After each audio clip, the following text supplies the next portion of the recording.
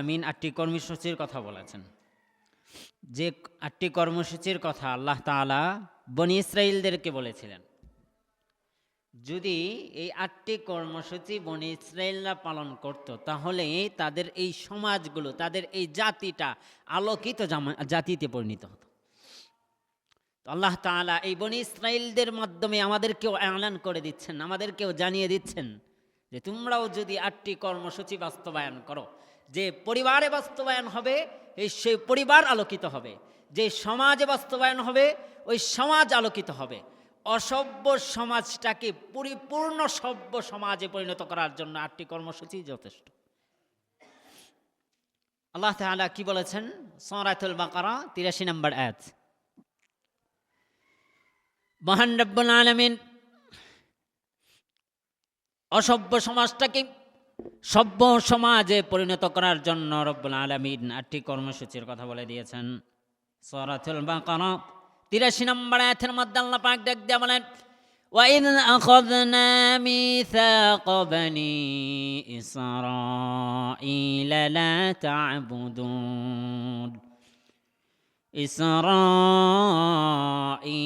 لَا تَعْبُدُونَ إِلَّا اللَّهَ وَبِالْوَالِدَيْنِ إِحْسَانًا وَذِي الْقُرْبَى واليتامى والمساكين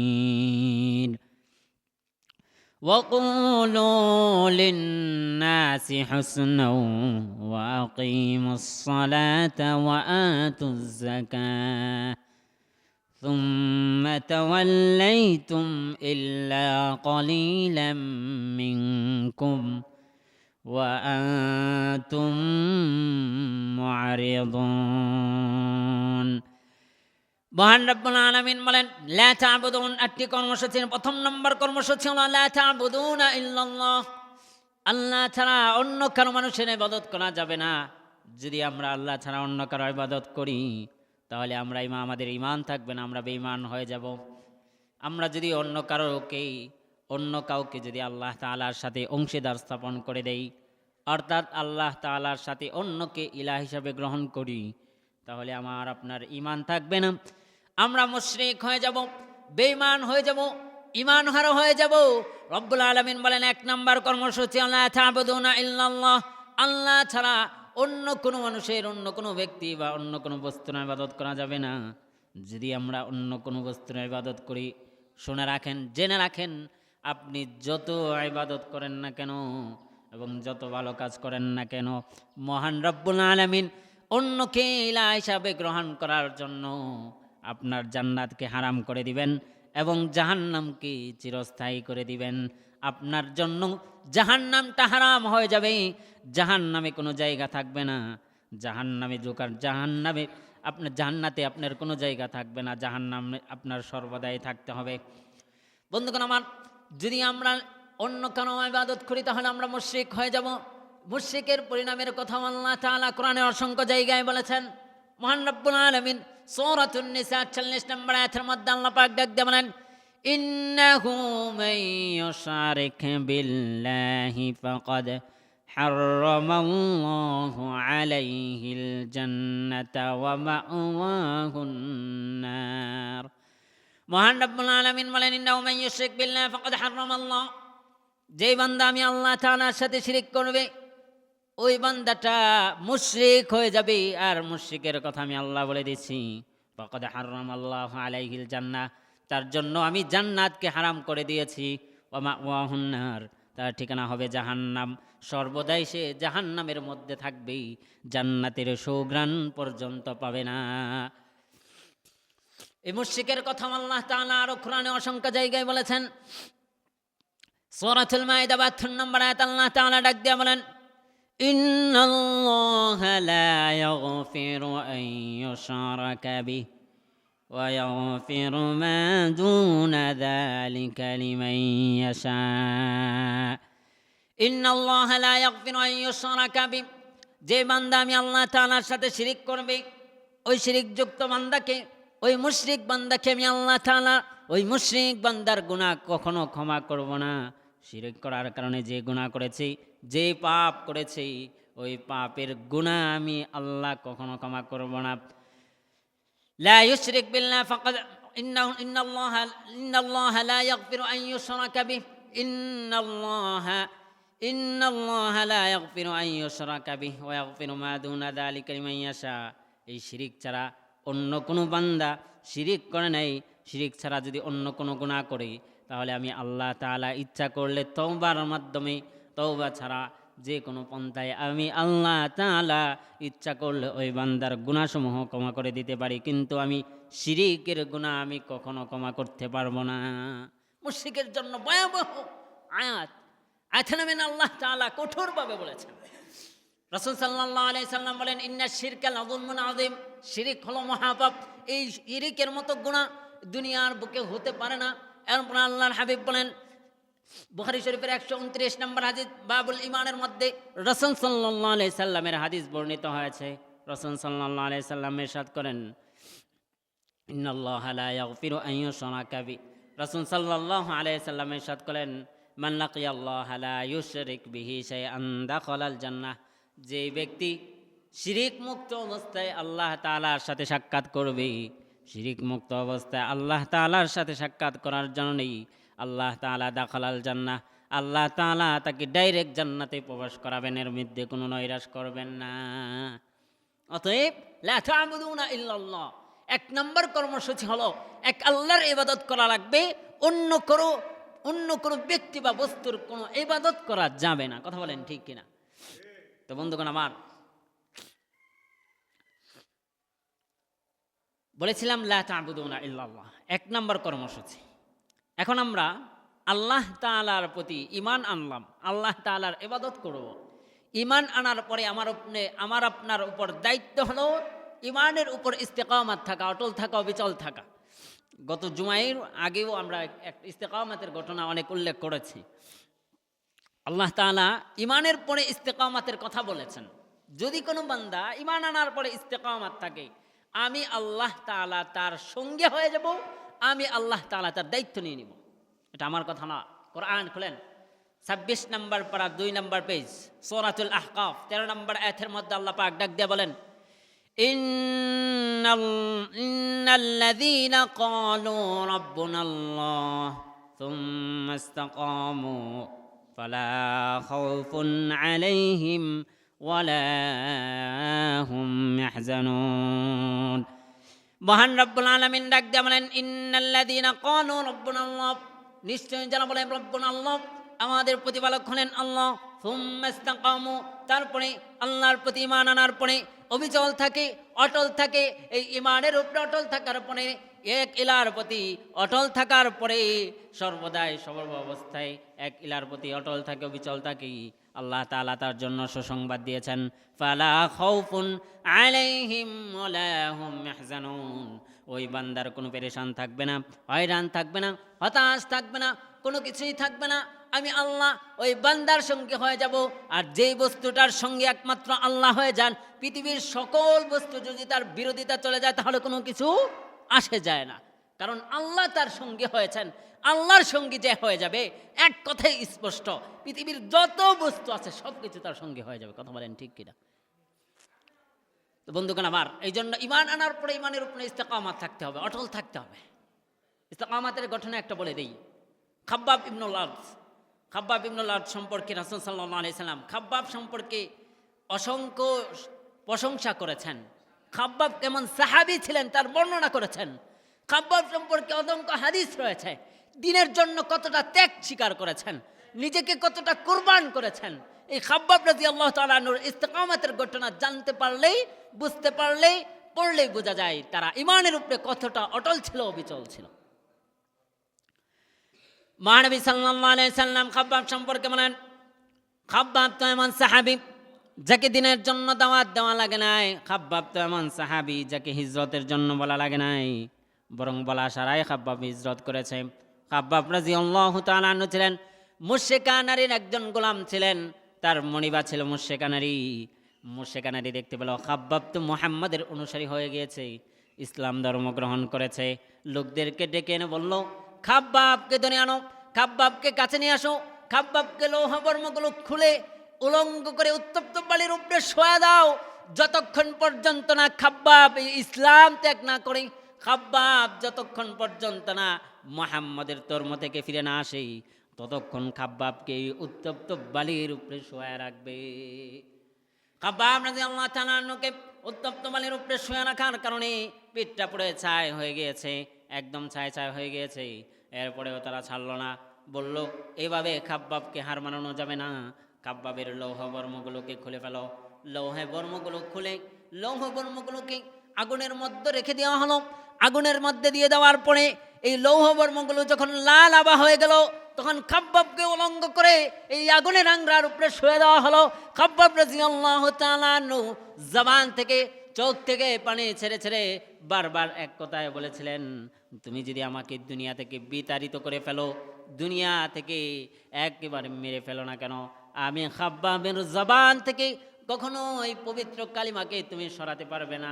যতই চেষ্টা করো না কেন, আমি খাব্বাবকে কখনো ঈমান হারা হতে পারবে না, আমি খাব্বাবকে কখনো বেঈমান করতে পারবে না। খাব্বাব রাদিয়াল্লাহু তাআলা আনহু সর্বদাই এই অটল ছিলেন, ঈমানের মধ্যে অবিচল ছিলেন, যার কারণে আল্লাহ তাআলা তার জন্য একটা উপাধি দিয়েছেন। সমস্ত মানুষেরা ঐক্যবদ্ধ হয়ে খাব্বাব রাদিয়াল্লাহু তাআলার নাম শুনল রাদিয়াল্লাহু তাআলা আনহু বলতে বাধ্য। কথা বলেন ঠিক কিনা? খাব্বাব রাদিয়াল্লাহু তাআলা এতটা ত্যাগ স্বীকার করেছেন। খাব্বাব সম্পর্কে বলেন, একদিন আমিরুল মুমিনিন ওমর রাদিয়াল্লাহু তাআলা আনহু খাব্বাবকে দেখতে পেলেন। খাব্বাবের সামনে এসে বললেন, খাব্বাব, তোমাকে ইসলামের জন্য কোরবান করা হয়েছে, ইসলামের জন্য তুমি জান স্বীকার করেছো, ত্যাগ স্বীকার করেছো, ইসলামের জন্য কি পরিমাণ কোরবান করেছো, ইসলামের জন্য কি পরিমাণ ত্যাগ স্বীকার করেছো, একটু বলো। খাব্বাব রাদিয়াল্লাহু তাআলা আনহু বলেন, হে আমিরুল মুমিনিন, আপনি আমার ত্যাগ স্বীকার করতে দেখতে চান, শুধুমাত্র আমার পেট থেকে, আমার কোমর থেকে একটু কাপড়টা উঠিয়ে দেন, কাপড়টা উঠানোর মাধ্যমে আপনি বুঝতে পারবেন আমি খাব্বাব কতটা ত্যাগ স্বীকার করেছি। খাব্বাব রাদিয়াল্লাহু তাআলা আনহুর কোমর থেকে যখন কাপড় উঠালেন, দেখতে পেলেন হাড্ডি ছাড়া আর কোনো মাংস বলতে কোনো কিছু নাই। এতটা কষ্ট করেছেন। ময়দান আমার বলতেছিলাম 8টি কর্মসূচি সংক্ষেপে বলে যাব। 1 নম্বর কর্মসূচি হলো লা তা'বুদুনা ইল্লাল্লাহ, আল্লাহ ছাড়া অন্য কারো ইবাদত করা যাবে? উঁচু আওয়াজে বলেন, একমাত্র কার ইবাদত করব? কাকে দেখানোর জন্য করব? আল্লাহ ছাড়া অন্য কারো ইবাদত করব না। সূক্ষ্ম একটা কথা হলো, যদি আপনি মানুষকে দেখানোর জন্য ইবাদত করেন, তাহলে ওইটা আল্লাহ তাআলার জন্য ইবাদত হবে না। একমাত্র সন্তুষ্টি অর্জনের জন্য, আল্লাহ তাআলার সন্তুষ্টি অর্জনের জন্য ইবাদত করতে হবে। যদি আপনি মানুষকে দেখানোর জন্য ইবাদত করেন, কোনো ভালো কাজ করেন, নেক কাজ করেন, কসম আল্লাহর, আপনার ঈমান চলে যাবে, আপনি বেঈমান হয়ে যাবেন, মুশরিক হয়ে যাবেন। এতটা সূক্ষ্ম বিষয়। পৃথিবীতে এসেছে একমাত্র আল্লাহ তাআলার জন্য, তার সন্তুষ্টি অর্জন করার জন্য। কেন মানুষকে দেখাবো? মানুষকে দেখাইলে আমার কি লাভ হবে? কথা বলেন। আমি মানুষকে দেখানোর জন্য এটা করি, ওটা করি, এটা করি, কি ফায়দা তোমার? বড় যদি তোমাকে একটু প্রশংসা করবে, লোকটা এত টাকা দিয়েছে, তারপরে আমরাও তো এত টাকা দিই, আপনার এই কথার দাম আর থাকলো না। আপনার থেকে 1 টাকা বেশি কেউ দিয়ে দিল, মনে রাখবেন পরের দিন আপনার এই অহংকার, এই গর্ব, এই লোক দেখানো ইবাদত আর শেষ। কথা বলেন ঠিক কিনা? বন্ধুগণ আমার, এই জন্য লা তা'বুদুনা ইল্লাল্লাহ, আল্লাহর জন্য ইবাদত করব, আল্লাহ সন্তুষ্টির জন্য ইবাদত করব, অন্য কারোর জন্য ইবাদত করব না। কথা বলেন ঠিক কিনা? আমরা রাজি আছি তো ইনশাআল্লাহ? 1 নম্বর কর্মসূচি লা তা'বুদুনা ইল্লাল্লাহ। আমি একটা সূক্ষ্ম কথা বলে দিই, আমি আপনাদেরকে আমার পিতৃতুল্য মনে করি। আমার বাবা বয়সী, আপনারা আমার বাবা, আমি আপনাদের সন্তান। আমি চাই আপনাদেরকে নিয়ে জান্নাতে থাকার জন্য। এখন আপনারা কিভাবে আমার সাথে জান্নাতে থাকতে পারবেন, আমরা কিভাবে একত্রে জান্নাতে থাকতে পারবো, এই জন্য আমরা আপনাদেরকে নিয়ে চিন্তা ফিকির করি, কোনটা ভালো কোনটা খারাপ, কোনটা ভালো কোনটা খারাপ। আমার শুধু এখানে বসে বলে দেওয়ার দায়িত্ব, পালন করার দায়িত্ব আপনার। আপনারা বুঝতেছেন না? একটা কথা মনে রাখবেন, এত টাকা খরচ করে আমরা এখানে প্যান্ডেল করি, করি, আয়োজন করি। আমি বলি যে হ্যাঁ, একটা আছে মানুষকে খাওয়ানোর, আপনার মন চেয়েছে খাওয়ান, কিন্তু এত টাকার প্রয়োজন নাই। আপনি মানুষকে মন খুলে খাওয়ান, কোনো টাকার প্রয়োজন নাই। আপনি খাওয়ান, যেই টাকা খরচ করবেন তার 50% যদি মসজিদে দান করেন, মনে রাখবেন ওখানে যে সব পাচ্ছেন এখানে দ্বিগুণ পাবেন, সাদকায়ে জারিয়া হবে। আপনি চলে যাবেন, আপনার বংশ চলে যাবে, কখনো এই সব চলে যাবে না। কথা বুঝতেছেন? এই জন্য আমরা মেধাকে কাটাবো, কখনো ভালো কাজ করলে আমরা একটু চিন্তা ফিকির করে তারপরে ইনশাআল্লাহ করব। এজন্য বন্ধুগণ আমার, সব কাজ করার আগে আমরা পরামর্শ করব, কোন কাজে আমার ফায়দা হবে, কোন কাজে আমার বেশি লাভ হবে, ওইটা দেখবেন। আসল কথা হলো, নিজেকে বড় মনে করলে নিজে বড় হওয়া যায় না। মানুষ যদি আপনাকে বড় বলে তাহলে আপনি বড়, আপনি কিছু দেন নাই, আপনাকে মানুষ বড় বলেছে। লোকটা অনেক উদার, মসজিদের জন্য এটা করেছে, মসজিদের জন্য সিঁড়ি করেছে, মসজিদের জন্য থাই গ্লাস করেছে, মসজিদের জন্য একতলার জন্য এক বালির ব্যবস্থা করেছে, সিমেন্টের ব্যবস্থা করেছে, মসজিদে 10 লাখ টাকা দিয়েছে। আরে টাকাটা দেওয়ার কথা নয়, আপনি দেখিয়েছেন গোপনে টাকা দিয়েছেন, আপনি করে গিয়েছেন। যারা এখানে নামাজ পড়ে শান্তি পাচ্ছে, এই শান্তির সব আপনি পেয়ে যাবেন। আপনি এখানে যদি কেউ এসে শান্তিতে নামাজ পড়ে আর এই নামাজ পড়ে তৃপ্তি লাভ করে, এই তৃপ্তি লাভ করার কারণেও আপনি একটা দোয়া পেয়ে গেলেন। তো এই জন্য বন্ধুগণ আমার, মসজিদ মাদ্রাসায় আমরা টাকা বেশি ব্যয় করব। 2 নম্বর কর্মসূচি, লা তা'বুদুনা ইল্লাল্লাহ ওয়া বিল ওয়ালিদাইনি ইহসানা। 2 নম্বর কর্মসূচি হলো পিতামাতাদের সাথে সৎ আচরণ করা। রাসূল সাল্লাল্লাহু আলাইহি সাল্লামের হাদিস আছে, তিরমিজি শরীফের হাদিস, রিদর রাব্বি ফি রিদল ওয়ালিদাইন, সাখাতুর রাব্বি ফি সাখাতিল ওয়ালিদাইন। আল্লাহ তাআলা ডাইরেক্ট তার হাবিবকে জানিয়ে দিয়েছেন, হাবিব আল্লাহ তাআলা থেকে জানাচ্ছেন যে যদি তোমরা সন্তুষ্টি আল্লাহ তাআলার লাভ করতে চাও তাহলে পিতামাতার সন্তুষ্টি অর্জন করো। তারপরে তিরমিজি শরীফের 3448 নম্বর হাদিস, রাসূল সাল্লাল্লাহু আলাইহি সাল্লাম এখানে একটা হাদিস বর্ণনা করেছেন। আমি গত জুমার আগে জুমাও বলেছি, সালাসু দাওয়াতিন মুস্তাজাবাত, 3 ব্যক্তির দোয়া আল্লাহ ডাইরেক্ট কবুল করেন। একটা হলো দাওয়াতুল মুসাফির, দাওয়াতুল ওয়ালিদ, দাওয়াতুল ওয়ালিদি আলা ওয়ালাদি। 1 নম্বর হলো দাওয়াতুল মুসাফির, 2 নম্বর হলো দাওয়াতুল মাজলুম, 3 নম্বর হলো দাওয়াতুল ওয়ালিদি আলা ওয়ালাদি। কোনো পিতামাতা যদি তার সন্তানের জন্য দোয়া করে, এটা আল্লাহ ডাইরেক্ট কবুল করেন। আর যদি কোনো সন্তান তার পিতামাতার জন্য দোয়া করে, এটা আল্লাহ তাআলা ডাইরেক্ট কবুল করেন। পিতামাতা যদি তার সন্তানের জন্য কোনো দোয়া করেন, চাই দোয়াটা নেক হোক অথবা ভালো হোক, চাই দোয়াটা ভালো হোক অথবা খারাপ হোক, কথাগুলো একটু বুঝবেন। এখানে হুকুমটা হলো আম। রাসূল সাল্লাল্লাহু আলাইহি সাল্লাম বলেছেন দাওয়াতুল ওয়ালিদি আলা ওয়ালাদি, কোনো সন্তান যদি পিতামাতার জন্য দোয়া করে তাহলে এটা কবুল করেন। আর কোনো পিতামাতা যদি সন্তানের জন্য ডাইরেক্ট কোনো দোয়া করেন, এই দোয়াটা ভালো হোক অথবা খারাপ হোক, ডাইরেক্ট আল্লাহ তাআলা কবুল করে নেন। তার একটি দৃষ্টান্ত বুখারী শরীফের হাদিস, জুরাইজ রাহমাতুল্লাহ আলাইহির ঘটনা। আমি গত জুমায় বলেছি জুরাইজের ঘটনা, কোনো জুমায় বলেছি না।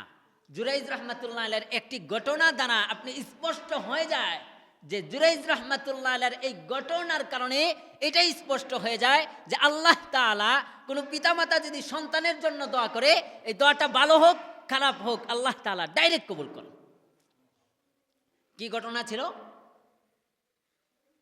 জুরাইজ রাহমাতুল্লাহ আলাইহি একদিন নামাজের মধ্যে দাঁড়াইলেন, হঠাৎ করে তার মা পিছন থেকে ডাক দিলেন, জুরাইজ জুরাইজ শুনুন শুনুন। জুরাইজ রাহমাতুল্লাহ আলাইহি চিন্তা করতেছেন। জুরাইজ রাহমাতুল্লাহ আলাইহি একজন বড় আবেদ ছিলেন, আবেদ কাদেরকে বলা হয়? আবেদ ওই ব্যক্তিকে বলা হয় যে সর্বদাই ইবাদতের মধ্যে মগ্ন থাকে, ইবাদতের মধ্যে মগ্ন থাকে, ইবাদত ছাড়া আর কিছু দেখে না, একমাত্র আল্লাহ তাআলার গোলামি করে, কোনো নাফরমানি করে না, তার দ্বারা কোনো নাফরমানি হওয়া এটাও সম্ভব, এমন একজন ব্যক্তিকে আবেদ বলা হয়। বাংলায় আমরা যাদেরকে ওলি বলি, বন্ধুগণ আমার, এমন জুরাইজ রাহমাতুল্লাহ আলাইহি একজন বড় আবেদ ছিলেন, আল্লাহ তাআলার একজন গোলাম ছিলেন। আমরা সকলেই গোলাম, তবে আল্লাহ তাআলার খাস গোলাম বড় একজন আবেদ ছিলেন, সর্বদাই আল্লাহ তাআলার ইবাদত করতেন। একদিন নফল নামাজের মধ্যে দাঁড়াইলেন, পিছন থেকে মা বলতেছে জুরাইজ রাহমাতুল্লাহ আলাইহি নামাজের মধ্যে চিন্তা করলেন, নামাজ, নফল নামাজ পড়াও এটাও ভালো কাজ, আবার মায়ের ডাকে সাড়া দেওয়া এটাও ভালো কাজ। এই চিন্তা করতে করতে জুরাইজ রাহমাতুল্লাহ আলাইহি আর মায়ের ডাকে সাড়া দিলেন না। হঠাৎ করে মা তার জবান থেকে বলে ফেলল, জুরাইজ, আমি তোমাকে 1 বার নয় 2 বার নয় বারংবার তোমাকে ডেকেছি, তুমি জুরাইজ আমার ডাকে সাড়া দাও নাই। শুনে রাখো, আল্লাহ তাআলা যেন তোমাকে বেশ্যা নারীর মুখ দেখা পর্যন্ত মৃত্যু না দেয়। মুখ ফসকে বলে দিয়েছেন। আমরা আমাদের সন্তানকে অনেকভাবে বলেই থাকি যে তোকে আমি মানুষ করতে পারি নাই, জীবনে আর তুই মানুষ হবি না, বলে কিনা আমরা বলি? আমাদের এখানে একটা আছে, আমাদের এখানে হারামজাদা বলা হয়, এটা বলা যাচ্ছে। আমাদের অনেক পিতামাতা আছে ডাইরেক্ট বলে ফেলে যে আমার ঘর থেকে একটা হারামজাদা জন্ম নিয়েছে, নাউজুবিল্লাহ বলে, বলি কিনা আমরা? ডাইরেক্ট পিতা বলে যখন সন্তানের প্রতি অসন্তুষ্ট হয়ে যায়, আল্লাহ তাআলা যেন আসমান থেকে তোর উপর ডাইরেক্ট গজব ফেলায়, তোর মতো কলঙ্ক সন্তান যেন আমি না দেখি। মনে রাখবেন, আপনি এটা হাসি ঠাট্টায় বলেন না কেন, মুখ ফুসকে যদিও বলে ফেলেন তাহলে আল্লাহ তাআলা ডাইরেক্ট কবুল করে নেবেন। সাবধান, সন্তানকে নিয়ে কোনো খারাপ কথা বলার আগে একটু ভেবে চিন্তা করে তারপরে বলতে হবে। বন্ধুগণ আমার, জুরাইজ রাহমাতুল্লাহ আলাইহি আম্মু মুখ ফুসকে বলে দিলেন, আল্লাহ তাআলা যেন তোমার মৃত্যু বেশ্যা নারীর মুখ দেখা না পর্যন্ত মৃত্যু না দেয়, অর্থাৎ তুমি যখন বেশ্যা নারীর মুখ দেখবে এরপরে যেন আল্লাহ তাআলা মৃত্যু দেয়। মুখ ফুসকে বলে দিয়েছেন, আল্লাহ তাআলা ডাইরেক্ট কবুল করে নিয়েছেন। কয়েকদিন পরে জুরাইজ রাহমাতুল্লাহ আলাইহির দরবারে এক বেশ্যা নারী হাজির, কোলে একটা সন্তান রয়েছে। এই সন্তানকে নিয়ে বলতেছে, এ জুরাইজের দরবারের লোকেরা শুনে রাখো, জুরাইজের এই আমার কোলে যে সন্তানটা দেখতেছো, এই সন্তানটা হলো জুরাইজের সন্তান। জুরাইজ আমার সাথে অপকর্মে লিপ্ত হয়েছে, জিনা করেছে, বেবিচার করেছে। যেই জিনা বেবিচার করার কারণে আমার পেটে সন্তান হয়েছে, এই সন্তান প্রসব লাভ করেছে। অতএব এই সন্তানটা হলো জুরাইজের। যদি বিশ্বাস না করো তাহলে আমি আর কিভাবে বিশ্বাস করবো? আমার কথা তুমি মানো। জুরাইজ অস্বীকার করবে। দরবারের মানুষেরা কোনো তাহকিক করলো না, জুরাইজের প্রতি অনেক ক্ষিপ্ত হয়ে গেল।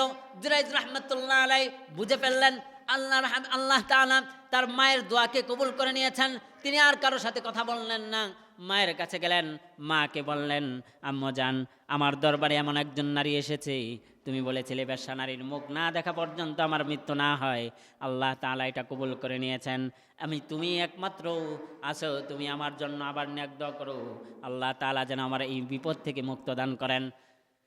মা আবার বলে ফেললো, শুনে রাখবেন, সন্তানরা যখন বিপদের মধ্যে পড়ে যায়, যতই সন্তানের প্রতি রাগ থাকুক না কেন, ওই পিতা মাতা সহ্য করতে পারে না। কথা বলেন ঠিক কিনা? পিতা মাতা ডাইরেক্ট বলে, তুমি আল্লাহ আমার এই সন্তান দিয়েছো, সন্তান বিপদ হয়েছে, সন্তানের বিপদ হয়েছে, এই সন্তানের বিপদ আমি পিতামাতা সহ্য করতে পারবো না, অতএব তার জন্য দোয়া করছি, তুমি তাকে বিপদ থেকে মুক্ত দান করো। আল্লাহ তাআলা ওই নেক দোয়াকেও আল্লাহ তাআলা ডাইরেক্ট কবুল করে নিলেন। সাথে সাথে জুরাইজ রাহমাতুল্লাহ আলাইহি ওই মহিলার কাছে গেলেন, মহিলার সাথে কোনো কথা বললেন না।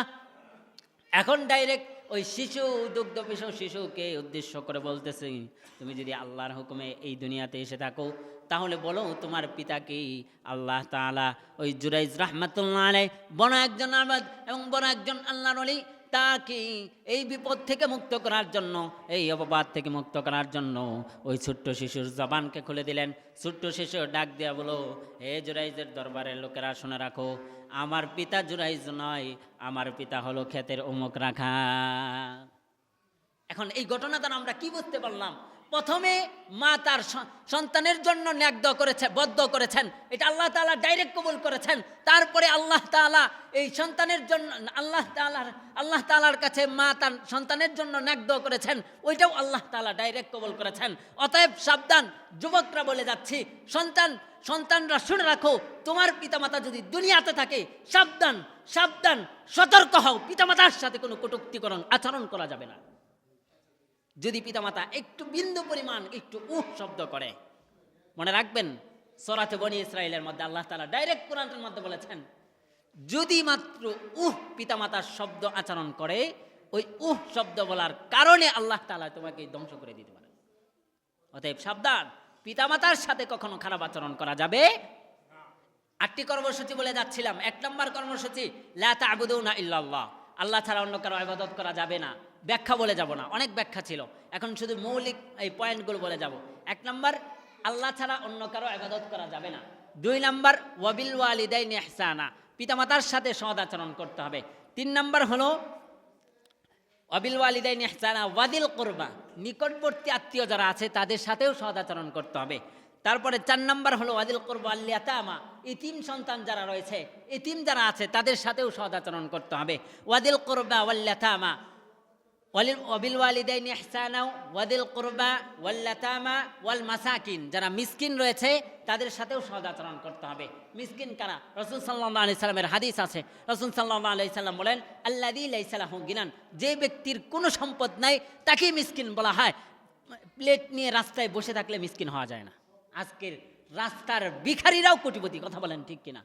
এখন চীনার সমাজ একটা, আমাদের সমাজে অনেক রয়েছে। আমাদের সময় তো শেষ, বারবার একটা এলান করি যে আমরা বিস্তারিত আলোচনা করব, কিন্তু সময় হচ্ছে না। ইনশাআল্লাহ আমি সামনের সপ্তাহে এই বিষয়টাকে আরো ভালোভাবে মজবুতভাবে আমরা আলোচনা বিস্তারিত করে নিব ইনশাআল্লাহ।